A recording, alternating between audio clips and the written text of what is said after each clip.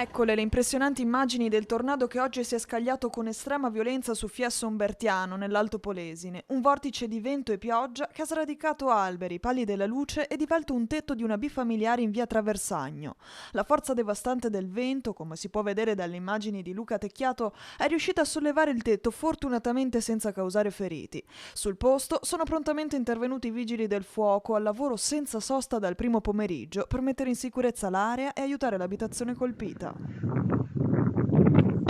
Immagini che mettono i brividi e che hanno creato non poco panico tra chi abita nelle vicinanze. Nei prossimi giorni i tecnici procederanno a mappare la larghezza e la continuità del corridoio di distruzione lasciato dal passaggio della tromba d'aria, oltre a quantificare l'entità dei danni. Sul posto è intervenuto anche il presidente del Veneto, Alberto Stefani, che proprio nelle scorse ore aveva dichiarato lo stato di emergenza regionale a seguito dell'ondata di maltempo che aveva colpito anche Verona, Treviso, Vicenza e Venezia negli ultimi giorni. Abbiamo aperto anche con tutti gli strumenti necessari la dichiarazione dello stato di emergenza per quanto riguarda il nostro territorio.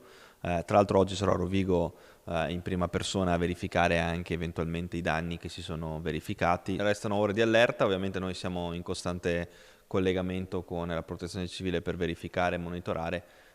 Ovviamente speriamo che la situazione si possa risolvere al meglio.